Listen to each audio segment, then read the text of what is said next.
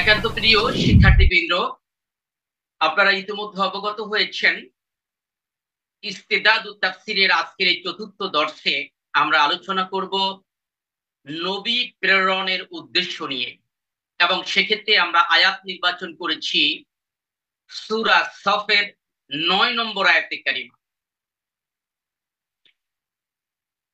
সূরা সফ এটি কোরআনে কারিমের 61 নম্বর সূরা। সূরা সফে মোট আয়াত রয়েছে 14টি এবং রুকু আছে 2টি। সূরাটি মাদানী অর্থাৎ হিজরতের পরে অবতীর্ণ।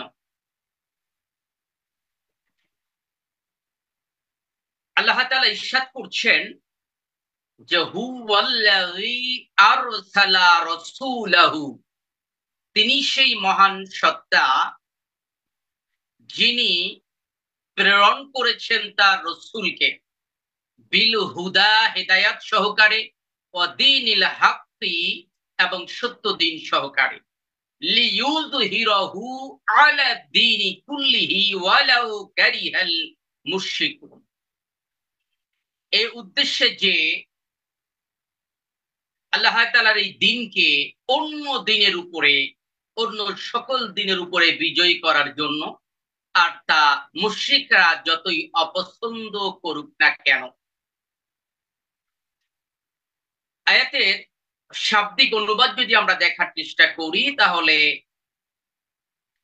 হুয়া মানে তিনি, আল্লাযী মানে যিনি, আরসালা প্রেরণ করেছেন, রাসূলাহু তার রাসূল মুহাম্মদ সাল্লাল্লাহু আলাইহি ওয়াসাল্লামকে, বিল হুদা হেদায়াত সহকারে, ওয়া দীনিল হক এবং সত্য দিন সহকারে, লিইয়ুযহিরাহু তা স্পষ্ট করার জন্য, প্রকাশ করার জন্য, বিজয়ী করার জন্য, বা তা বিজয়ী করে যেন, আলা মানে উপরে, আলা দিন মানে অন্য দিনের উপরে, কুল্লিহি মানে সকল প্রকার অন্য দিনের উপরে বিজয়ী করার জন্য, ওয়ালাও এবং যদিও, ক্যারিহা মানে অপছন্দ করে, মুশরিকুন মানে মুশরিকরা, যদিও তা মুশরিকরা অপছন্দ করে। এটি হচ্ছে শাব্দিক অনুবাদ। আমরা সূরার নামকরণের দিকে যদি লক্ষ্য করি, যে সূরা সফ এটি নামকরণ করা হয়েছে এই সূরার 4 নম্বর আয়াত থেকে, যেখানে আল্লাহ তাআলা বলছেন ইন্নাল্লাহা ইউহিব্বুল্লাযীনা ইউকাতিলুনা ফি সাবিলিহি সাফফান কাআন্নাহুম বুনয়ানুম মারসুস। ইন্নাল্লাহা ইউহিব্বুল্লাযীনা, নিশ্চয়ই আল্লাহ তাআলা পছন্দ করেন, আল্লাযীনা যারা, ইউকাতিলুনা যুদ্ধ করে, ফি সাবিলিহি আল্লাহ তাআলারই রাস্তায়, সাফফান সারিবদ্ধভাবে, কাআন্নাহুম বুনয়ানুম মারসুদ যেন তারা সীসা ঢালা প্রাচীর। মানে নিশ্চয়ই যারা আল্লাহ তাআলার রাস্তায় জিহাদ করে, যুদ্ধ করে সারিবদ্ধভাবে, আল্লাহ তাআলা তাদেরকে ভালোবাসেন। এই যে সাফফান কাআন্নাহুম বুনয়ানুম মারসুস, এই সাফফান মানে হলো সারিবদ্ধ। এই সব থেকে এই সূরার নামকরণ করা হয়েছে। আমরা শুরুর দর্শে আলোচনা করেছিলাম যে নামকরণের কয়েকটি দিক থাকে, বিশেষত 2টি দিক বিবেচনা করে নামকরণ করা হয়। একটি হচ্ছে সূরার অন্তর্নিহিত কোনো শব্দ থেকে নামকরণ করা হয়, আর একটি হচ্ছে সূরার মূল ভাবের দিকে লক্ষ্য করে নামকরণ করা হয়, যদিও এই শব্দটি সূরার মধ্যে নেই। তা আমরা দেখতে পেলাম যে এই সূরাটির নামকরণের ধরন হলো, এই সূরার ভিতরেই শব্দটি আছে, এমন একটি শব্দ থেকে এই সূরার নামকরণ করা হয়েছে। নাজিলের সময়কাল, সূরা সফ কখন অবতীর্ণ হয়েছিল? বা আমরা যে আয়াতে কারিমাটি তেলাওয়াত করেছি সেই আয়াতটা কখন অবতীর্ণ হয়েছিল সেটি আমরা আলোচনা করতে চাই। কোন নির্ভরযোগ্য বর্ণনা থেকে এবং নাজিল হওয়ার সময়কাল কোন নির্ভরযোগ্য বর্ণনা থেকে এই সূরাটি ঠিক মাদানী যুগের কখন নাজিল হয়েছে এটা জানা যায় না। তবে এই সূরার অন্তর্নিহিত বক্তব্য, বিষয়বস্তু থেকে চিন্তা ভাবনা করলে অনুমান করা যায় যে এটি উহুদ যুদ্ধের সমসাময়িক নাজিলকৃত সূরার একটি। উহুদ যুদ্ধ কত খ্রিস্টাব্দে সংগঠিত হয়েছিল? 622 রাসূল করিম সাল্লাল্লাহু আলাইহি ওয়াসাল্লাম মক্কা থেকে মদিনায় হিজরত করেন। তার 2 বছর 624 খ্রিস্টাব্দে বদরের যুদ্ধ সংগঠিত হয় 17 রমজান। আর 625 খ্রিস্টাব্দ মানে বদর যুদ্ধের 1 বছর পরে, তাহলে হিজরতের 3 বছর পরে উহুদের যুদ্ধ সংগঠিত হয়েছে। তা উহুদ যুদ্ধের সমসাময়িক, এটা আগেও হতে পারে পরেও হতে পারে, এমন একটি সময় আল্লাহ তাআলা এই সূরাটি অবতীর্ণ করেছিলেন। এবার আসুন এই সূরা কোন ঘটনাকে কেন্দ্র করে অবতীর্ণ হয়, মানে নাজিলের প্রেক্ষাপট কি, শানে নুজুল কি। আব্দুল্লাহ ইবনে সালাম রাদিয়াল্লাহু তাআলা আনহু তিনি বলেন যে একদল সাহাবী পরস্পরের মধ্যে আলোচনা করছিলেন যে আমরা যদি এমন একটি আমলের কথা জানতে পারতাম যে আমলের মধ্য দিয়ে আমরা সরাসরি জান্নাতে চলে যেতে পারবো, এমন একটা পথ, এমন একটা আমল যদি আমরা জানতে পারতাম, বা ভিন্ন বর্ণনায় যে আল্লাহ তাআলার কাছে সর্বাধিক প্রিয় আমল কোনটি এটি যদি আমরা জানতে পারতাম তাহলে আমরা তা বাস্তবায়ন করতাম। তখন রাসূলুল্লাহ সাল্লাল্লাহু আলাইহি ওয়াসাল্লাম সূরা সফ পাঠ করে তাদেরকে শুনিয়ে দিয়েছিলেন এবং এই গোটা সূরা মানে 14টি আয়াতই একসাথে অবতীর্ণ হয়েছিল।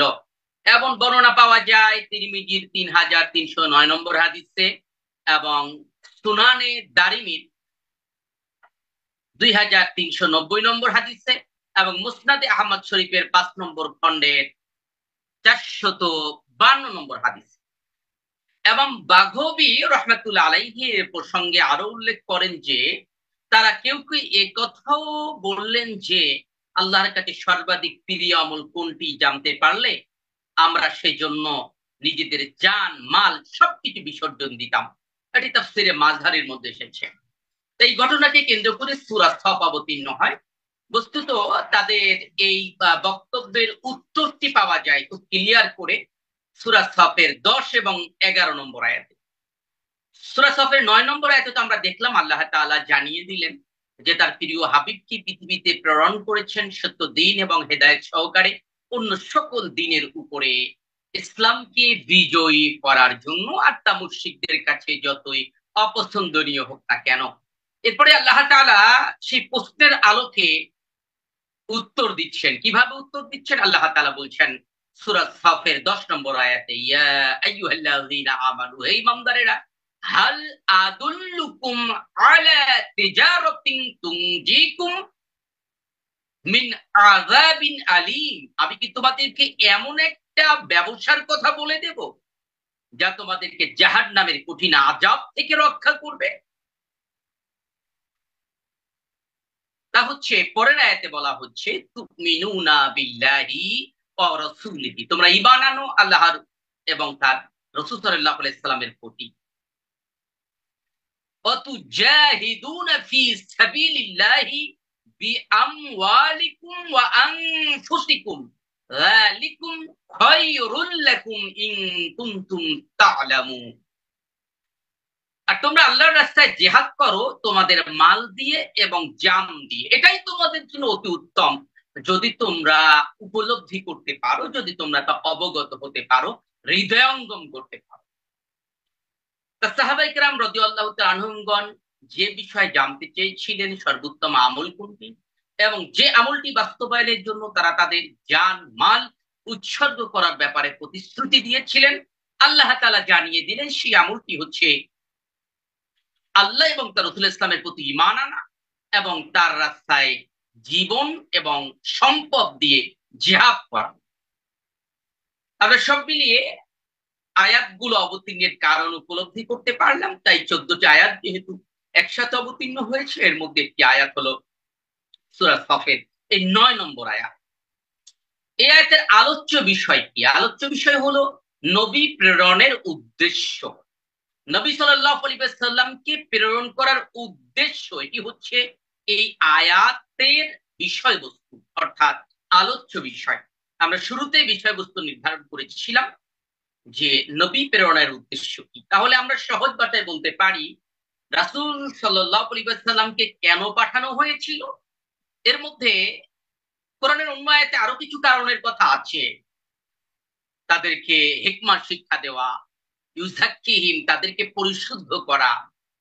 কিন্তু এই আয়াতে আমরা সুস্পষ্টভাবে পাচ্ছি যে নবী সাল্লাল্লাহু আলাইহি ওয়াসাল্লামকে প্রেরণ করা হয়েছে অন্য সকল দ্বীনের উপরে ইসলামকে বিজয়ী করার জন্য। বস্তুত এটি শুধু রাসূল ইসলামকে প্রেরণের উদ্দেশ্য তা নয়, বরং যুগে যুগে যত নবী আলাইহিস সালাম এসেছেন সবাইকে আল্লাহ তাআলা এই লক্ষ্য বাস্তবায়নের জন্যই পাঠিয়েছিলেন। আল্লাহ তাআলার জমিনে তার দ্বীন, তার শরিয়া কার্যকর করার জন্যই পৃথিবীতে পাঠানো হয়েছে। দ্বীন এবং শরিয়ার মধ্যে পার্থক্য কি? দ্বীন এবং শরিয়ার মধ্যে পার্থক্য হলো পৃথিবীতে যত নবী এসেছিলেন সকল নবীর দ্বীন একই ছিল, অভিন্ন ছিল, ইসলাম। আর শরিয়া হলো ওই ইসলাম মানার রীতিনীতি। এই রীতিনীতি কারো কারো ক্ষেত্রে একটু ভিন্নতর ছিল। যেমন আমাদের উপরে নামাজ 5 ওয়াক্ত ফরজ, হযরত মুসা আলাইহিস সালামের উম্মতের উপরে 2 ওয়াক্ত নামাজ ফরজ ছিল। আমাদের জন্য 30টা রোজা ফরজ, আর নূহ আর মুসা আলাইহিস সালামের অনুসারীদের উপরে 40টা রোজা ফরজ ছিল। তা এইভাবে কিছু ভিন্নতা আছে শরিয়াতের রীতিনীতির উপরে, কিন্তু ইসলাম সবারই দিন ছিল। আল্লাহ তাআলাও বলেছেন ইন্নাদ দীনা ইনদাল্লাহিল ইসলাম, আল্লাহ তাআলার কাছে একমাত্র মনোনীত জীবন ব্যবস্থা হচ্ছে ইসলাম। অন্য আয়াতে আল্লাহ তাআলা বলেছেন যে ওয়ামাইয়াবতাগি গায়রাল ইসলামি দীনান ফালাইয়ুকবালা মিনহু, যদি কেউ ইসলাম ছাড়া অন্য কোনো জীবন ব্যবস্থা গ্রহণ করে তাহলে তা আল্লাহ তাআলার কাছে গ্রহণযোগ্য হবে না। আল্লাহ তাআলা সুনির্দিষ্ট করে দিয়েছেন ইসলামই হবে একমাত্র গ্রহণযোগ্য জীবন ব্যবস্থা। এই কারণে আমরা ফতোয়ার ক্ষেত্রে বলে থাকি যদি কোনো অমুসলিম ভালো কাজ করে দুনিয়ার এই জীবনে, মানুষকে সাহায্য করে, বিপদে মুসিবতে তাদের পাশে থাকে, মিথ্যা কথা না বলে, দুর্নীতি না করে, কার উপরে অবিচার না করে, তাহলে তার আখিরাতের পুরস্কার কি? এক্ষেত্রে উত্তর হচ্ছে সে দুনিয়ার জীবনে এই ভালো কাজগুলো করার জন্য সে সুখ্যাতি লাভ করবে। দুনিয়ার জীবনে এই ভালো কাজগুলো করার জন্য সে দুনিয়ায় আল্লাহ তাআলার বিভিন্ন নাজ নিয়ামত লাভ করবে। কিন্তু ঈমান না আনার কারণে তার আখিরাত শূন্যই থাকবে। আখিরাতে তার এই আমলগুলো কোনো উপকার দেবে না। কেননা ইবাদত কবুল হওয়ার শর্তই হচ্ছে ঈমান। আমল এর কবুল হওয়ার শর্তই হচ্ছে ঈমান। আগে ঈমান থাকতে হবে, তারপরেই আমল গ্রহণযোগ্য হবে। এই কারণে কথা এবং কাজের আগে জানা জরুরি। কোনো বিষয়ে বলার আগে, কোনো বিষয়ে করার আগে ওই বিষয়টি ভালো করে জেনে নেওয়া জরুরি। আল্লাহ তাআলা বলেছেন ফাআলাম আন্নাহু লা ইলাহা ইল্লাল্লাহ, অতঃপর তোমরা জেনে নাও যে আল্লাহ ছাড়া কোনো ইলাহা নাই। এবং বুখারী রাহমাতুল্লাহ আলাইহি এ কারণেই বলেছেন জাল ইলমু ক্বাবলাল কওলি ওয়াল আমালি, কথা এবং কাজের আগেই হচ্ছে ইলম, আগে জানতে হবে তারপরে মানতে হবে। আসুন আমরা মূল আলোচনায় চলে যাই। আমরা সরাসরি আয়াতের আলোচনার দিকে দেখার দৃষ্টিপাত করার চেষ্টা করি। আল্লাহ তাআলা বলছেন যে হুয়াল্লাযী আরসালা রাসূলাহু,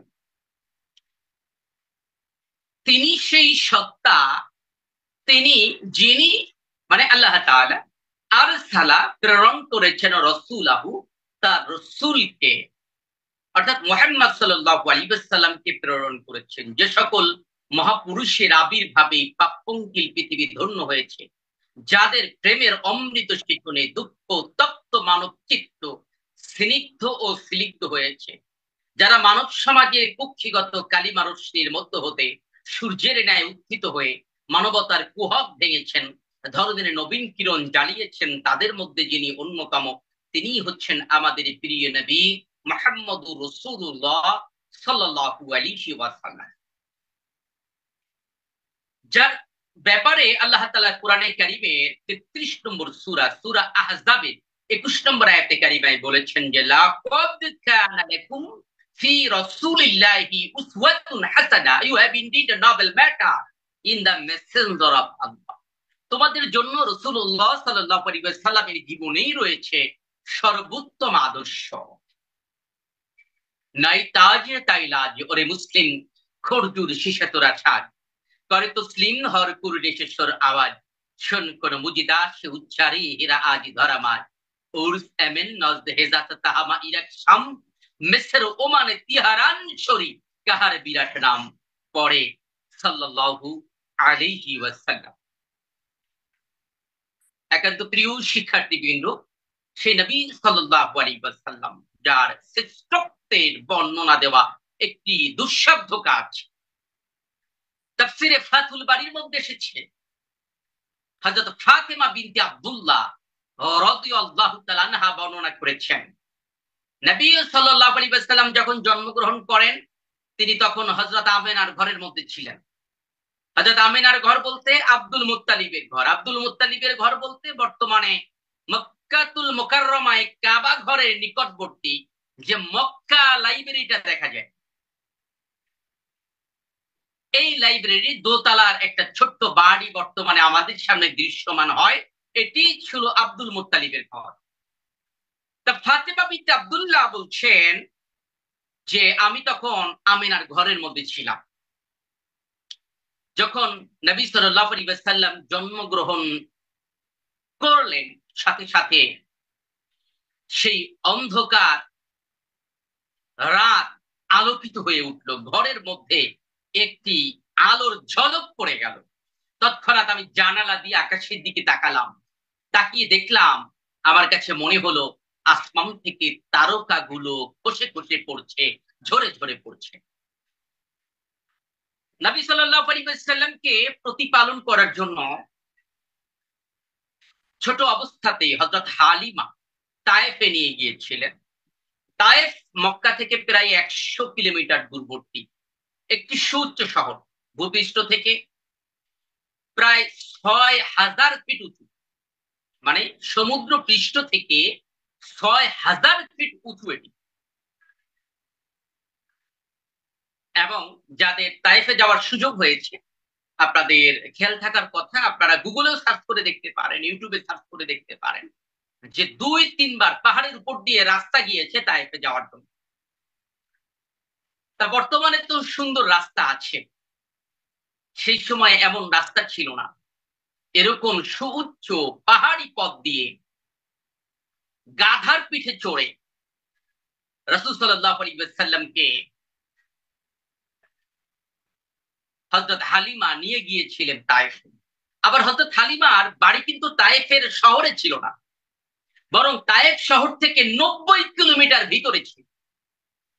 কাব্যে মুহাম্মদ সাল্লাল্লাহু আলাইহি ওয়াসাল্লাম বইটি আপনারা যারা সংগ্রহ করেছেন, আমার লেখা প্রায় ৭০০ লাইনের কবিতায় ৩২টি অনুচ্ছেদে নবী সাল্লাল্লাহু আলাইহি ওয়াসাল্লামের জীবনী সেখানে আলোকপাত করা আছে, সেখানে এই ছবিগুলো ব্যবহার করা আছে। কিছু দুর্লভ ছবি সেখানে দেওয়া আছে, তার মধ্যে হযরত হালিমার গৃহের ছবিও আছে। বর্তমানে হযরত হালিমা সেই যে ২টা ছোট্ট ছোট্ট ঘর ছিল, সেই ঘরগুলোর ছাউনি নেই, কিন্তু পাথরের উপরে পাথর দিয়ে ঘর যে নির্মাণ করা হয়েছিল তার কিছুটা ধ্বংসাবশেষ দেখতে পাওয়া যায়, যা ১৪ ফুট লম্বা আর ৮ ফিট চওড়া ছিল। ছোট্ট ঘর ১৪ ফিট লম্বা আর ৮ ফিট চওড়া, মানে আমাদের বর্তমান সময়ের রুমগুলো সাধারণত ১০ ফিট বাই ১০ ফিট হয়ে থাকে। তা 14 ফিট মানে সে 10-এর থেকে একটু লম্বার দিকে বড়, কিন্তু চওড়ার দিক থেকে কিন্তু কম, আরো 8 ফিট। এরকম ঘরে হযরত হালিমার সাথে নবী সাল্লাল্লাহু আলাইহি ওয়াসাল্লাম লালিত পালিত হয়েছিলেন। এবং নবী সাল্লাল্লাহু আলাইহি ওয়াসাল্লাম যখন একটু বড় হলেন, চলাফেরা করতে পারেন, শিশু অবস্থারই কথা, এরই মধ্যে নবী সাল্লাল্লাহু আলাইহি ওয়াসাল্লামের দুধ ভাই চিৎকার করতে করতে হযরত হালিমার কাছে এসে জানালো যে আম্মু, ভাইয়াকে কারা যেন ধরে নিয়ে গেছে। হযরত হালিমা খুব চিন্তিত হয়ে পড়লেন, তৎক্ষণাৎ দৌড়িয়ে গেলেন। হালিমার এই বাড়িটাও পাহাড়ের উপরে। তা হালিমা দৌড়ে গেলেন, দৌড়ে গিয়ে দেখলেন যে নবী সাল্লাল্লাহু আলাইহি ওয়াসাল্লাম মুখ মলিন করে বসে আছেন। ডেকে বললেন, বাবা তোমার কি হয়েছে? নবী সাল্লাল্লাহু আলাইহি ওয়াসাল্লাম বললেন যে আম্মু, আমাকে তো দুইজন সাদা পোশাকধারী লোক এসে ধরে নিয়ে গেল ওই পাহাড়টার উপরে। নেওয়ার পরে আমার বুক চিরে ফেললো, বুক চিরে আমার কলিজাটা বের করলো, বের করে তার জমজম কূপের পানি দিয়ে ধৌত করলো। আবার আমার কলিজাটা আগের জায়গায় রেখে আমার বুকটা আটকে। ওপেন হার্ট সার্জারির মতো। ওপেন হার্ট সার্জারি সম্পর্কে যাদের ধারণা আছে তারা জানেন যে কিভাবে ওপেন হার্ট সার্জারি হয়। নবী সাল্লাল্লাহু আলাইহি ওয়াসাল্লামের সমগ্র বক্ষ বিদীর্ণ করে সেই কলিজা বের করে ধৌত করা হলো। হযরত হালিমা এই কথা শোনা মাত্র নবীজির বক্ষের দিকে দৃষ্টি নিক্ষেপ করলেন। দেখলেন না, বুকের উপরে কোনো কাটা চেরা চিহ্ন দেখা যায় না। কারণ নবী সাল্লাল্লাহু আলাইহি ওয়াসাল্লামের এই ওপেন হার্ট সার্জারি, এটি তো দুনিয়ার কোনো ডাক্তার করে না। এটি বর্তমানে বিশ্বের শ্রেষ্ঠ হার্ট স্পেশালিস্ট দেবী শেঠির করা কোনো সার্জারি নয়, বরং এটি ছিল আল্লাহ তাআলার পক্ষ থেকে পাঠানো ডাক্তার হযরত জিবরাইল আলাইহিস সালামের সার্জারি। কিন্তু হযরত হালিমা ভয় পেয়ে গেলেন। এরকম ঘটনা তো কখনো শুনিনি। তৎক্ষণাৎ তাইফ থেকে রওনা করলেন মক্কার উদ্দেশ্যে। নবী সাল্লাল্লাহু আলাইহি ওয়াসাল্লামকে নিয়ে আসলেন মক্কায়। মক্কায় নিয়ে এসে বললেন, এই নেন আপনার সন্তান, আপনাদের ফেরত দিয়ে গেলাম। হযরত আমেনা হালিমার এই কথা শুনে বললেন যে হালিমা, একই ব্যাপার, তুমি না কিছুদিন আগে আমার কাছ থেকে সময় বাড়িয়ে নিলে, আমার কলিজার টুকরা মোহাম্মদ নাকি তোমার বারাকার কারণ হয়েছে। তা সেই সন্তানকে হঠাৎ করে ফিরিয়ে দিতে আসলে হালিমা ঘটনা কি?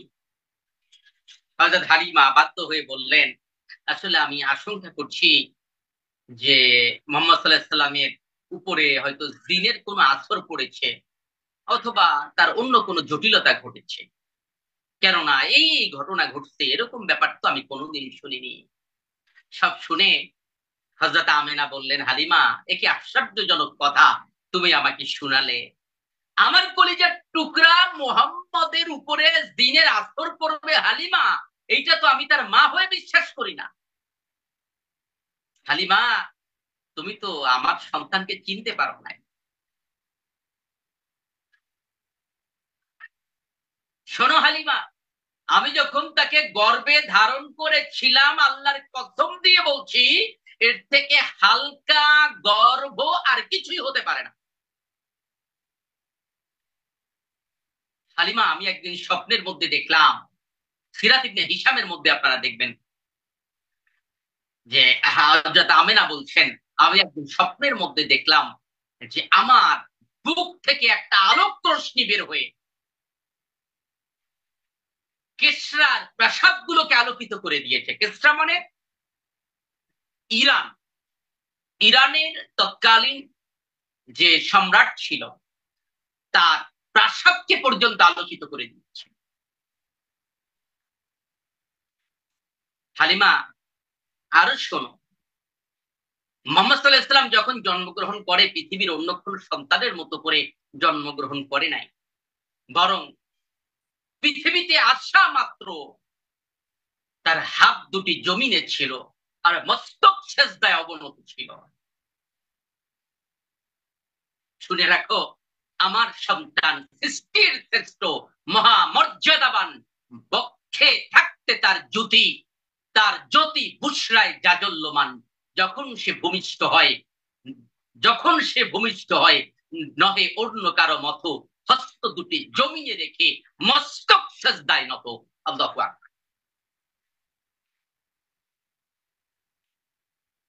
আল্লাহ তাআলা এই নবীজির ব্যাপারে বললেন, হুয়াল্লাযী আরসালা রাসূলাহু, আমি আবার রাসূল সাল্লাল্লাহু আলাইহি ওয়াসাল্লামকে প্রেরণ করেছি, যার চারিত্রিক সনদ আল্লাহ তাআলা দিয়েছেন, যার শ্রেষ্ঠত্বের ঘোষণা পৃথিবীর সকল ধর্মগ্রন্থে দেওয়া হয়েছে। হিন্দুদের ধর্মগ্রন্থ যজুর্বেদের মধ্যে এসেছে আল্লাহ রসুল মুহাম্মদ রকম বরুষ, আল্লাহ রসুল মুহাম্মদ সাল্লাল্লাহু আলাইহি ওয়াসাল্লাম হবেন পরম বরণীয়।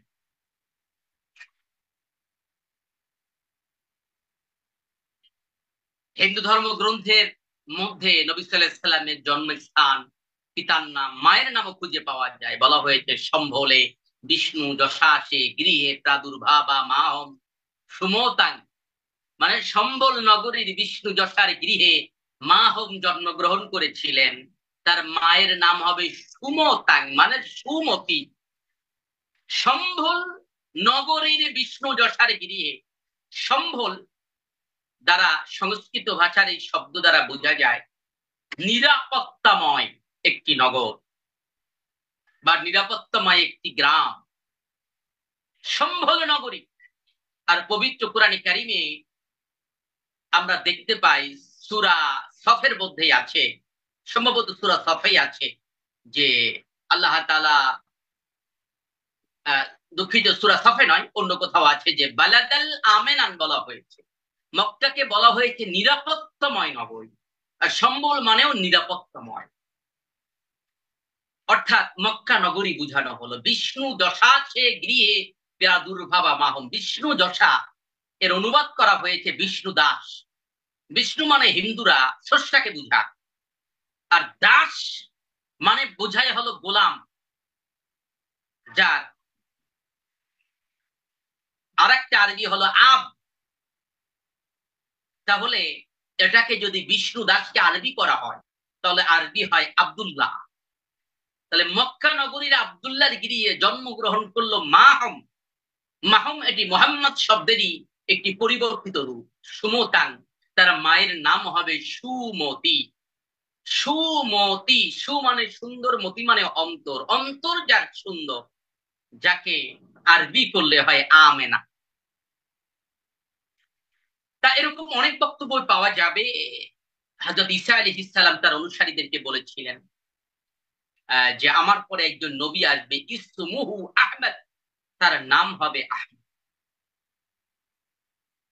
তাছাড়া ইনজিলের মধ্যে নবী সাল্লাল্লাহু আলাইহি ওয়াসাল্লামকে বলা হয়েছে মুনহামান্না, মানে প্রশংসিত জন। এছাড়াও ত্রিপিটক, গৌতম বুদ্ধের বক্তব্যগুলোকে মিলিয়ে যে তিনটা পিটক আছে, তার নাম হলো Tripitaka, the gospel of Buddha. Gautam Buddha আজ থেকে প্রায় 2500 বছর পূর্বে নেপালের লুম্বিনীতে জন্মগ্রহণ করেছিলেন। সেই ত্রিপিটকের মধ্যে এসেছে যে আমি প্রথম বুদ্ধ নই, শেষ বুদ্ধ নই, আমার পরে এমন এক বুদ্ধের আগমন ঘটবে, আমি তোমাদেরকে যেভাবে পথ দেখিয়েছি তার থেকে উত্তম ভাবে তিনি পথ দেখাতে সক্ষম হবেন। তার নাম হবে বৌদ্ধ মৈত্রেয়। বৌদ্ধ শব্দটির অর্থ হলো ইনলাইটেড পারসন, আলোকিত ব্যক্তি। আর মৈত্রেয় এটি সংস্কৃত ভাষার শব্দ, কেউ কেউ বলেছেন এটি সিংহলী ভাষার শব্দ। এর অর্থ হলো প্রশংসিত, তার মানে আরবিতে হয় মুহাম্মদ। এমন অনেক বক্তব্য আমরা পৃথিবীর বিভিন্ন ধর্মগ্রন্থে পাই। মাইকেল এইসহার্ট এর বক্তব্য তো আমরা জানি। তিনি তার the 100 ranking of the most influential person in the history বইয়ে দ্ব্যর্থহীন কণ্ঠে আমেরিকান ন্যাশনাল কাউন্সিলের মতে পৃথিবীর শুরু থেকে আরম্ভ করে পর্যন্ত জন্মগ্রহণকারী মোট মানুষের সংখ্যা হলো 7,500 কোটি। ফ্রম আদম আলাইহিস সালাম টু প্রেজেন্ট টাইম, অর্থাৎ আদম আলাইহিস সালাম থেকে শুরু করে বর্তমান সময় পর্যন্ত। প্রশ্ন করা হয়েছিল who is the best person in the history, এই ইতিহাসের মধ্যে সব থেকে শ্রেষ্ঠ মানুষকে। এর জবাব দিয়েছিলেন মাইকেল এইসহার্ট 10 বছর গবেষণা করে আমেরিকার নিউ ইয়র্ক শহরে আয়োজিত একটি বই মেলায় বিশাল এক গ্রন্থ উপস্থাপন করলেন। সেই গ্রন্থে তিনি 100 জন মনীষীর জীবনী লিপিবদ্ধ করেছেন।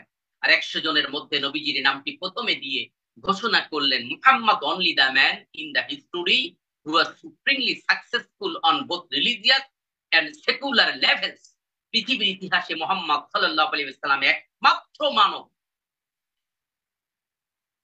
যিনি উভয় দিক থেকে সর্বোচ্চ সফলকাম ছিলেন, অন বোথ রিলিজিয়াস, ধর্মীয় এন্ড সেকুলার লেভেল, জাগতিক দিক থেকে উভয় দিক থেকে সর্বোচ্চ সফলকাম ছিলেন। তা পৃথিবীর বহু বড় বড় পণ্ডিতেরা নবী সাল্লাল্লাহু আলাইহি ইসলামের শ্রেষ্ঠত্বের স্বীকৃতি দিতে বাধ্য হয়েছে। আল্লাহ তাআলা সেই নবীজির ব্যাপারে বলছেন যে সকল নবীর সম্রাট, যাকে আল্লাহ তাআলা মেরাজের রজনীতে সিদরাতুল মুনতাহা অতিক্রম করে আরশে আজিমে সমাসীন করেছিলেন, সেই নবী আলাইহিস সালামের ব্যাপারে আল্লাহ তাআলা বলছেন তাকে আল্লাহ প্রেরণ করেছেন বিল হুদা, হেদায়াত সহকারে। হুদা অর্থ যেমন হেদায়াত, একই সাথে হুদা এটি কোরআনে কারিমেরও একটা নাম। আপনারা উলুমুল কোরআনের মধ্যে পড়বেন যে এটি হুদা, এটি কোরআনে কারিমেরও একটা নাম। আল্লাহ তাআলা বলছেন বিল হুদা, হেদায়েত সহকারে। এর অর্থ যেমন হেদায়েত সহকারে, একই সাথে এর অর্থ হলো কোরআন সহকারে। যে কোরআন আপন মহিমায় ভাস্বর, চিরকল্যাণকর, অপ্রতিদ্বন্দ্বী, মানব মুক্তির মহাস্মারক, মুসলিম মিল্লাতের অমূল্য সম্পদ, বিশ্ব মানবতার মুক্তির কাণ্ডারী, নবিকুল শিরোমণি মুহাম্মদুর রাসূলুল্লাহ সাল্লাল্লাহু আলাইহি ওয়াসাল্লামের সর্বশ্রেষ্ঠ এবং জীবন্ত মুজিজা। নবী আলাইহিস সালামদের আগের কোন মুজিজার শক্তি নেই, কিন্তু কোরআন এমন এক মুজিজা যার পাওয়া শক্তি থাকবে কিয়ামত পর্যন্ত, মানে কিয়ামতের দিন পর্যন্ত। কিয়ামতের ময়দানে ওই কোরআনের আমেল যারা, কোরআনের অনুসারী যারা, কোরআনের বাহক যারা, তাদেরকে কোরআন সুপারিশ করার অধিকার লাভ করবে। যে কোরআনের মধ্যে ভুলের অস্তিত্ব নেই, আল্লাহ তাআলা সূরা বাকারার 23 নম্বর আয়াতে চ্যালেঞ্জ করে দিয়ে বলেছেন, ওয়াইন কুনতুম ফি রাইবিম মিম্মা নাযালনা আলা আবদিনা ফাতু বিসূরাতিন মিন মিসলি ওয়াদউ শুহাদাআকুম মিন দুনিল্লাহি ইন কুনতুম সাদিকিন। যদি তোমাদের সন্দেহ হয় যে আমি আমার বান্দা মুহাম্মদুর রাসূলুল্লাহ সাল্লাল্লাহু আলাইহি ওয়াসাল্লামের উপর অবতীর্ণ করেছি, তাহলে কোরআনের অনুরূপ সূরা কালাম তোমরা বানিয়ে আনো। এক্ষেত্রে দুনিয়ায় তোমাদের যত বন্ধু আছে সবাইকে ডাক দাও, যদি তোমরা সত্যবাদী হয়ে থাকো। আর সূরা বাকারার 2 নম্বর আয়াতে তো আল্লাহ তাআলা বলেছেন, যালিকাল কিতাবু লা রাইবা ফি হুদাল লিল মুত্তাকিন, this is the book, it is guidance sure without doubt to those who fear Allah. এটা এমন একটা কিতাব যা গাইড করার ক্ষেত্রে, পথ দেখানোর ক্ষেত্রে নিশ্চিত, তাতে কোনো সন্দেহের অবকাশ নেই। আর এটা পথ দেখায় মুত্তাকিদের। তা আল্লাহ তাআলা তার নবীজিকে কোরআন দিয়ে পাঠালেন, যেই কোরআনে সূরাগুলো 19 দিয়ে বিভাজ্য, যেই কোরআনে সমস্ত শব্দগুলো 19 দিয়ে বিভাজ্য, যেই কোরআনে যতগুলো আলিফ আছে তাও 19 দিয়ে ভাগ করা যায়, যতগুলো বা আছে তাও 19 দিয়ে ভাগ করা যায়। এক অপূর্ব অতুলনীয় গ্রন্থর নাম হচ্ছে কোরআন। আল্লাহ তাআলা সেই কোরআনের হেফাজতের দায়িত্ব নিজে গ্রহণ করেছেন। সূরা হিজরের 9 নম্বর আয়াতে ঘোষণা করেছেন, ইন্না নাহনু নাযালনা যিকর, নিশ্চয়ই এই কোরআনকে আমি অবতীর্ণ করেছি, ওয়া ইন্না লাহু লাহাফিজুন, এবং এর হেফাজতের দায়িত্ব আমি আল্লাহ তাআলা নিজ হাতে গ্রহণ করে নিয়েছি। যুগ যুগ ধরে যারা এই কোরআনের ভুল ধরতে চেয়েছে কিংবা কোরআনের অনুরূপ সূরা কালাম বানানোর চেষ্টা করেছে, তারা ব্যর্থ হয়েছে। আমাদের এই উপমহাদেশে মিথ্যা নবুয়াতি দাবি করেছিল, নাম শুনেছেন আপনারা, মুসাইলামা কি গোলাম আহমদ কাদিয়ানি। গোলাম আহমদ কাদিয়ানি, এই গোলাম আহমদ কাদিয়ানি কোরআন কারীমের সূরা বুরুজ থেকে কিছুটা নকল করার চেষ্টা করেছে। যেমন ওয়াসসামাই যাতিল বুরুজ, প্রথমটি তো সূরা বুরুজের প্রথম আয়াত, শপথ গ্রহ নক্ষত্র বিশিষ্ট দুর্গ বিশিষ্ট আকাশের। পরের লাইনটা বানাইছো ওয়ান-নিসাই যাতিল ফুরুজ, মানে এমন নারীর শপথ যে উন্মুক্ত থাকে, ন্যাংটা থাকে। ফারাজা ইয়াফরুজু, এই ফারজুন শব্দটির অর্থ যদি দেখেন, এর অর্থ হলো খোলামেলা, উন্মুক্ত, নগ্ন। মানে এমন নারী যে উন্মুক্ত থাকে। এভাবে মুসাইলামা সূরা বানানোর চেষ্টা চালিয়েছিল। মুসাইলামাতুল কাজ্জাবের কথা তো বলেছিলাম বোধহয় আমি প্রথম দিনের দর্শেই, আমার স্মরণে নেই বলেছিলাম কিনা। মুসাইলামা সূরা কাউসারের শেষ শব্দগুলো পরিবর্তন করে দিয়ে একটা সূরা বানিয়েছিল, ইন্না আ'তাইনাকাল আ'হাক ফাসাল্লি লিরাব্বিকা ওয়াজহাক ইন্না শানিয়াকা হুয়াল আবলাগ। এভাবে সে একটা সূরা বানানোর চেষ্টা করেছিল। আসলে যুগ যুগ ধরে যারাই কোরআনের অনুরূপ সূরা কালাম বানানোর চেষ্টা করেছে তারা ব্যর্থ হয়েছে।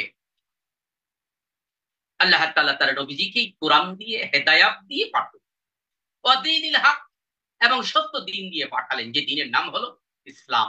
আমি শুরুর দিকেই বলেছি। এরপরে আল্লাহ তাআলা বলছেন যে আল্লাহ তাআলা তার এই এমন মহামর্যাদাবান নবীকে কোরআন দিয়ে, ইসলাম দিয়ে পাঠালেন। এর কারণ কি, উদ্দেশ্য কি? লিইউযহিরাহু, জহের শব্দের অর্থ হলো প্রকাশ, প্রকাশ করে দেওয়ার জন্য।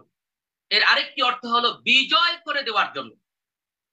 লিইউযহিরাহু মানে ওই ইসলামকে বিজয়ী করার জন্য, আলা দীনি কুল্লিহি, অন্য সকল দিনের উপরে।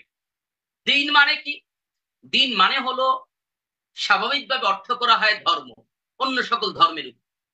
কিন্তু আমরা যদি ইসলামের সাথে কম্পারেটিভলি ভাবে চিন্তা করি, যে আমরা অন্য কোনো ধর্মের মধ্যে খুঁজলে খ্রিস্টান ধর্মে কিছুটা রীতিনীতি পাবো, কারণ এটা ইনজিল থেকে পরিবর্তিত হয়ে তারা কিছু পথ মত গ্রহণ করেছে। সেই কারণে শুরুর দিকটি ভালো থাকার কারণে পরিবর্তিত হলেও কিছু রীতিনীতি এখনো আছে। কিন্তু হিন্দু ধর্মগ্রন্থের মধ্যে যদি খোঁজেন, বেদের 4টা খণ্ড, ঋগ্বেদ, সামবেদ, যজুর্বেদ, অথর্ববেদ, বা গীতা খুঁজলেন, মহাভারত যদি খোঁজেন, কোন জায়গায় আপনারা এই চুরির শাস্তি কি, জেনার শাস্তি কি, ডাকাতির শাস্তি কি, সমাজ চালাবেন কেমনে, রাষ্ট্র চালাবেন কিভাবে, অর্থনৈতিক জীবন কেমন হবে, এর কিচ্ছু পাবেন না। এভাবে পৃথিবীর অধিকাংশ ধর্মেই মানুষের জীবন চলার রীতিনীতি নিয়ে কিছুই নাই। তাহলে জীবন চলার রীতিনীতি কোথায় আছে, কোন দিনের মধ্যে আছে? ধর্ম মানে তো ধারণ করা, মানে একটা রীতিনীতিকে ধারণ করে চলা। এখন তাহলে অন্য দিন বলতে কি বোঝায়? দিনের একটি গুরুত্বপূর্ণ অর্থ হলো জীবন ব্যবস্থা। মানুষের জীবন চলানোর যত রীতিনীতি ব্যবস্থা আছে, এটার নামই হলো দিন। আলাদ দিনই কুল্লিহি, অন্য দিনের উপরে বলতে কি বুঝায়? অন্য জীবন ব্যবস্থার উপরে। অন্য জীবন ব্যবস্থা কি? অন্য জীবন ব্যবস্থা শুধুমাত্র হিন্দু ধর্ম নয়, বৌদ্ধ ধর্ম নয়, খ্রিস্টান নয়। অন্য জীবন ব্যবস্থা বলতে বুঝায়, অন্য দিন বলতে বুঝায় এই দুনিয়ায় চলার জন্য আল্লাহর আইন ছাড়া যত রীতিনীতি আছে, সব রীতিনীতিকে অন্য দিন বোঝানো হয়েছে। যেমন আমাদের পেনাল কোড, আপনাদের সাথে আমাদের আলোচনা আছে তুলনামূলক দণ্ডবিধিতে। আমাদের পিনাল কোড 1860 মানে 1860 সালে প্রণীত, ইংরেজ আমলে। এখানে আমরা যদি চুরির শাস্তি দেখতে চাই, তাহলে দেখবো চুরির শাস্তি হলো 3 বছর জেল। তারপরে যদি ডাকাতির শাস্তি দেখতে চাই, দেখবো 7 বছর। স্বাভাবিকভাবে দেখবো 7 বছরের জেল। ভিন্ন আরো আছে, সেটি আমাদের আজকের আলোচ্য বিষয় নয়। আমরা যদি মৃত্যুদণ্ড মানে হত্যার শাস্তি দেখতে চাই, খুনের শাস্তি, তাহলে দেখবো 7 বছরও আছে, 14 বছরও আছে, আবার ফাঁসিও আছে, মানে মৃত্যুদণ্ড আছে। বিভিন্ন রকম রীতিনীতি রয়েছে। আর আল্লাহ তাআলা কি বললেন চুরির ব্যাপারে? বলেন, চোর নারী হোক বা পুরুষ হোক উভয়ের হাত কেটে দাও। ডাকাতির ব্যাপারে কি হলো? ডাকাতির ব্যাপারে বলা হলো ডাকাতির শাস্তি হচ্ছে বিপরীত দিক থেকে হাত পা কেটে দেওয়া। হত্যার শাস্তি কাল কত্রবিল কতল, হত্যার পরিবর্তে হত্যা। তাহলে আল্লাহ তাআলার আইনগুলোর পরিবর্তে এভাবে মানুষ কিছু আইন বানানো, আবার সে আইনগুলো প্রয়োগ করার রীতিনীতি শিখানো হলো সিআরপিসিতে, ক্রিমিনাল প্রসিডিউর কোডে।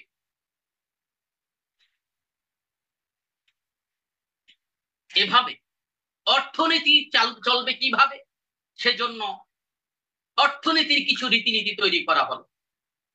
তার মধ্যে রয়েছে পুঁজিবাদ, পুঁজিবাদী অর্থ ব্যবস্থা, সুদভিত্তিক অর্থ ব্যবস্থা। এর অর্থনীতির মধ্যে আবার এটা একটা নীতি ক্যাপিটালিজম, সোশ্যালিজম, সমাজতান্ত্রিক মতবাদ, নানা রকম মতবাদের সৃষ্টি হলো।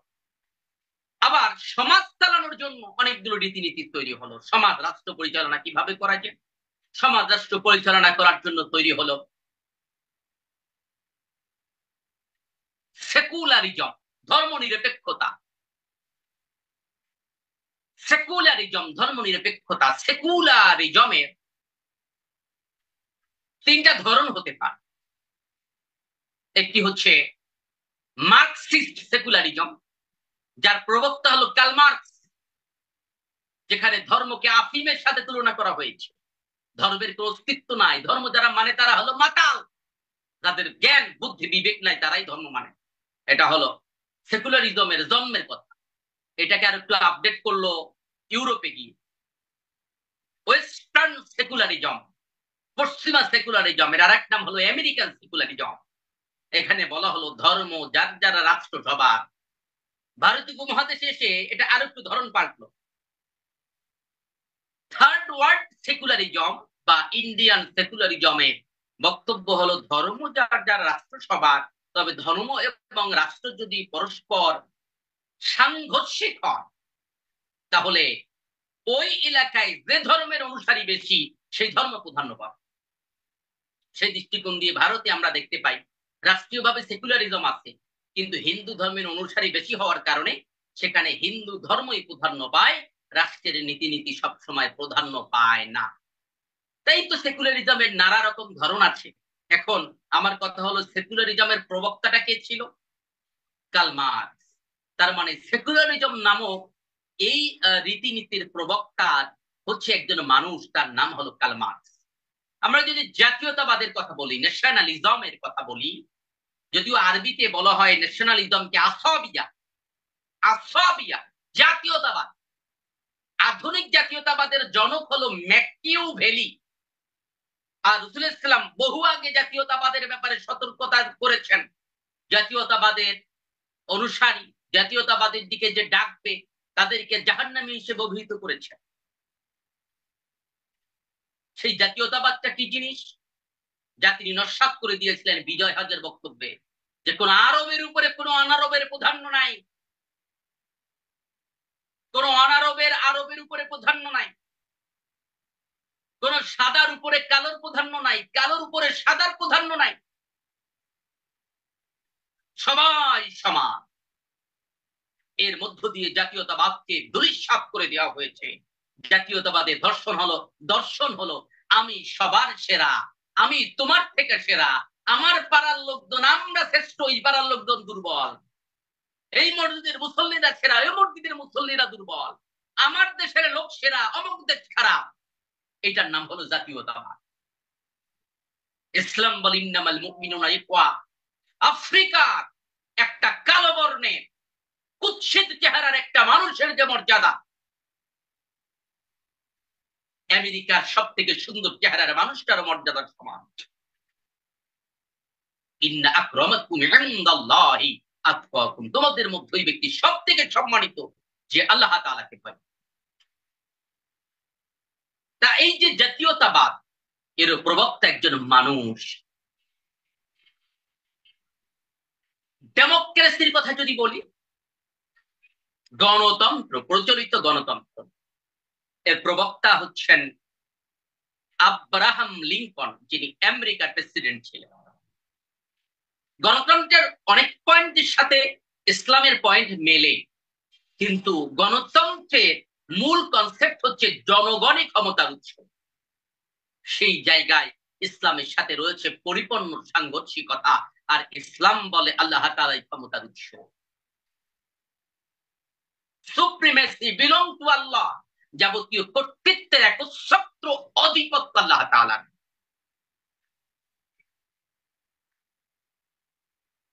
এখন এই যে মতবাদগুলোর কথা আমি বললাম, এই প্রত্যেকটি মতবাদ মানুষের জীবন কিভাবে পরিচালনা করা যাবে, সমাজ কিভাবে পরিচালিত হবে, এর একটা দর্শন দাঁড় করায়। সেই দর্শনের মধ্য দিয়ে এই বিষয়গুলো নিয়ে আরো বিস্তারিত আলোচনা আমাদের দাওয়া ফাউন্ডেশনের যে ইউটিউব চ্যানেল আছে সেখানে আপনারা আরো পাবেন।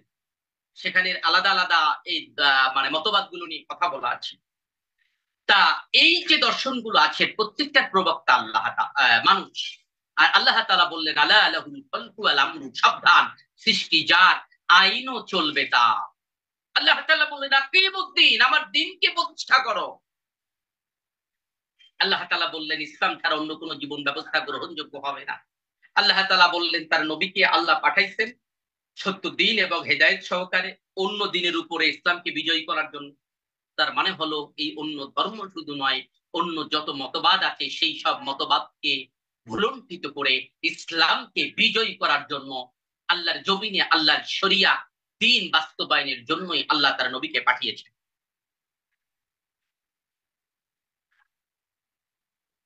আল্লাহ তাআলা এরপরে জানিয়ে দিলেন যে ওয়ালাউ কারিহাল মুশরিকুন, আর তা মুশরিকরা যতই অপছন্দ করুক না কেন, আল্লাহ তাআলা বলেননি যে কিছু সংখ্যক মুসলমানদের কাছে এটা খারাপ লাগবে। বরং আল্লাহ তাআলা এই কথাটা কোরআনের যে আয়াতে যখনই উল্লেখ করেছেন শেষে ব্যবহার করেছেন ওয়ালাউ কারিহাল মুশরিকুন, অন্য জায়গায় ব্যবহার করেছেন ওয়ালাউ কারিহাল কাফিরুন। তার মানে এটা কাফেরদের কাছে খারাপ লাগবে, মুশরিকদের কাছে খারাপ লাগবে, অন্য কারো কাছে খারাপ লাগবে। আল্লাহ তাআলার জমিনে আল্লাহর দ্বীন বাস্তবায়নের এই কাজটি যে উদ্দেশ্য নিয়ে নবী সাল্লাল্লাহু আলাইহি ওয়াসাল্লামকে পাঠানো হলো, সেই উদ্দেশ্য বাস্তবায়নের কাজ কোন মুসলমানের কাছে খারাপ লাগবে না। খারাপ লাগবে দুই শ্রেণীর মানুষের কাছে, এক শ্রেণী হলো মুশরিক আর এক শ্রেণী হলো কাফের। তার মানে কোন নামধারী মুসলমানের কাছে যদি কাজটি খারাপ লাগে বোঝা যাবে সে দুই শ্রেণীর মধ্যে অন্তর্ভুক্ত, হয় মুশরিক নয় কাফের। আসুন আরো একটু ক্লিয়ার করে প্রমাণ করে দিই, যদিও এটি ফাতোয়ার ক্লাস নয়, এটি আমরা ইফতা বিভাগে আরো খোলামেলা আলোচনা করি আরো বেশি দালিলিক ভাবে, কিন্তু আয়াতের ব্যাখ্যার সুবিধার্থে আমি একটু প্রবেশ করার চেষ্টা করছি। এই বিষয়গুলো দায়ীদের বোঝা অনেক বড় কারণ দাওয়াতের অন্যতম লক্ষ্য উদ্দেশ্যই হলো আল্লাহ তাআলার জমিনে তার দ্বীনকে বাস্তবায়ন করা, তাওহীদ বাস্তবায়ন। আসুন, ওয়ালাউ কারিহাল মুশরিকুন, মুশরিকদের কাছে খারাপ লাগবে। আসলে এই মানব রচিত বিভিন্ন মতবাদ বা আইনের প্রকৃত অনুসারী যারা, তারা একদিক থেকে মুশরিক, অপর দিক থেকে তারা কাফের। কিভাবে কিভাবে আসুন, আল্লাহ তাআলা বলছেন সৃষ্টি যার, আইনও চলবে তার, বিধানও চলবে তার। ইসলামের রীতি নীতি শরিয়াত প্রবর্তক হচ্ছেন স্বয়ং আল্লাহ তাআলা। তা আমি আল্লাহ তাআলার এই বিধানের জায়গায় যখন ধর্মনিরপেক্ষতাবাদ কিংবা জাতীয়তাবাদ কিংবা পুঁজিবাদ কিংবা সমাজতান্ত্রিক মতবাদকে প্রতিষ্ঠার জন্য সংগ্রাম করলাম, সেদিকে মানুষকে আহ্বান করলাম, সন্তুষ্ট চিত্তে সেই মত পথে থাকলাম, থাকার মধ্য দিয়ে কি ঘটলো? থাকার মধ্য দিয়ে ওই মতবাদের প্রবক্তাকে আমি আল্লাহর জায়গায় বসিয়ে দিলাম। ভালো করে আবার বোঝেন, ইসলামের প্রবক্তা হলেন আল্লাহ, ধর্মনিরপেক্ষতাবাদের প্রবক্তাকে কার্ল মার্কস, জাতীয়তাবাদের প্রবক্তাকে ম্যাকিউভেলি। তাহলে আল্লাহর জায়গায় আমি ম্যাকিউভেলিকে বসাইলাম, আল্লাহর জায়গায় আমি কার্ল মার্কসকে বসিয়ে দিলাম। তা আল্লাহর সাথে যখন আমি অন্য কাউকে বসালাম, এর মধ্য দিয়ে আমি আল্লাহর সাথে শরীক স্থাপন করে মুশরিক হয়ে গেলাম। দ্বিতীয়ত, পৃথিবীর সকল উলামায়ে কেরাম একমত, কোরআনে কারীমের হাজার হাজার আয়াতের মধ্যে একটা আয়াতকেও যদি কেউ অস্বীকার করে, আর বাকি সব আয়াত মানে, কিন্তু একটা আয়াতকে যদি কেউ অস্বীকার করে সে কাফের হয়ে যাবে। কাদিয়ানীরা একটা মাত্র আয়াত অস্বীকার করার কারণে কাফের হয়।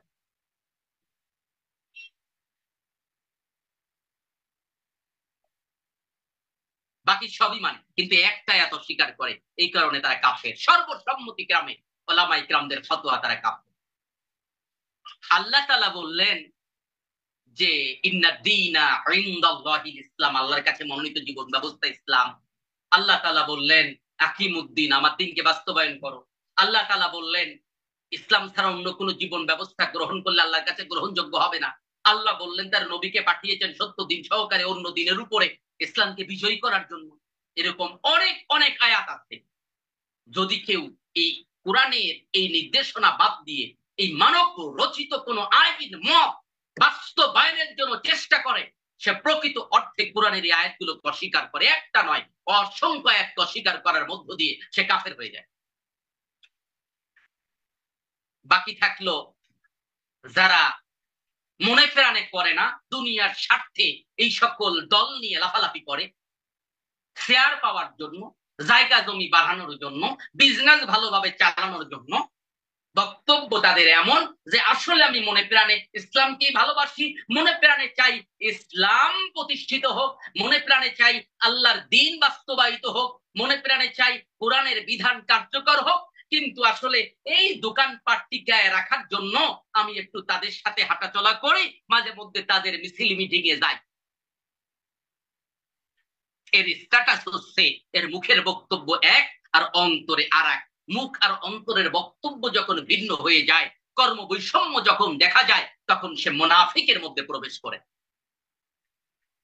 তাহলে ইসলাম ছাড়া অন্য কোন দল, মত, ধর্মের অনুসারী যদি হয়, তার স্ট্যাটাস তিনটা: হয় সে কাফের, অথবা সে মুশরিক, অথবা কাফের মুশরিক দুইটাই, আর এই দুইটা যদি না হয় তাহলে মুনাফিক। এই তিনটার বাইরে কোন স্ট্যাটাসের সুযোগ নাই। আল্লাহ তাআলা বললেন এই কারণে ওয়ালাউ কারিহাল মুশরিকুন, এটা খারাপ লাগবে মুশরিকদের কাছে, ওয়ালাউ কারিহাল কাফিরুন, খারাপ লাগবে কাফেরদের কাছে, কারণ ওরা মুসলমান নামদারি হলেও আসলে ওরা কাফের অথবা মুশরিক, কারণ আমার দ্বীন বাস্তবায়ন ওদের কাছে ভালো লাগে।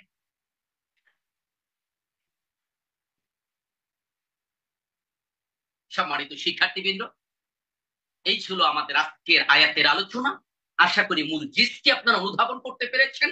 এর বাইরে বিস্তীর্ণ নোট আপনাদেরকে প্রদান করা হয়েছে। নোট এবং বক্তব্য দুটিকে মিলিয়ে নেবেন এবং এই জায়গাটি ভালো করে উপলব্ধি করবেন, নিজে নিজের জীবনে যেন আমরা আমল করতে পারি এবং অন্যদের কাছেও যেন এই বার্তাটি সঠিকভাবে পৌঁছে দিতে পারি।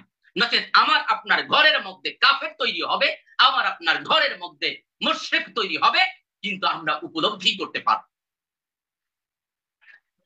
নবী সাল্লাল্লাহু আলাইহি ইসলামের একটা হাদিস, খুব স্পর্শকাতর হাদিস, যে কিয়ামতের আগে এমন একটা সময় আসবে যে মসজিদের ইমাম সাহেবও কাফের হবে, মুসল্লিরাও সব কাফের হবে। তার মানে কি? ইমাম সাহেব কাফের হবে মানে কি? ইমাম সাহেব তো নামাজ পড়ে, নামাজ পড়ায়, মুসল্লিরা মানে নামাজ পড়ে, তারপরও তারা কাফের। বোঝা যায় যে এভাবেই হয়তো নামাজও পড়বে, রোজাও রাখবে, আমাদের সমাজে এমন লোকের অভাব নাই, কিন্তু আল্লাহ তাআলার দ্বীন বাদ দিয়ে অন্য দ্বীন নিয়ে ছুটছে।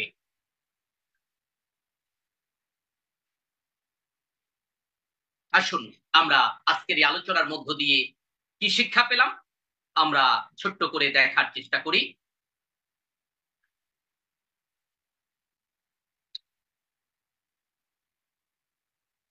আজকের এই আলোচনার মধ্যে শিক্ষা হলো, প্রথমে একটি শরঈ বিধান আমরা জেনে নিই। শরঈ বিধানটি হচ্ছে ইসলাম ছাড়া অন্য কোনো জীবন ব্যবস্থা আল্লাহ তাআলার নিকট গ্রহণযোগ্য হবে না। যদি সেই জীবন ব্যবস্থা কেউ গ্রহণ করে তাহলে সে মুশরিকের পর্যায়ে পড়বে। এটি হলো শরঈ বিধান।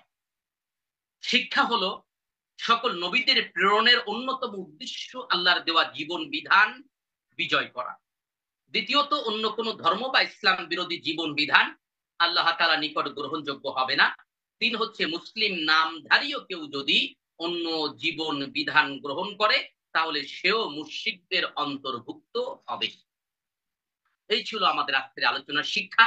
আশা করি আমরা উপলব্ধি করতে পেরেছি। আল্লাহ তাআলা আমাদেরকে আমল করার তৌফিক দান করুন, আমাদের অন্তরকে শিরক মুক্ত করে দিন, আমাদের অন্তরকে কুফর থেকে মুক্ত রেখে খাঁটি ইমানদারিত্বের পর্যায়ে পৌঁছে দিন।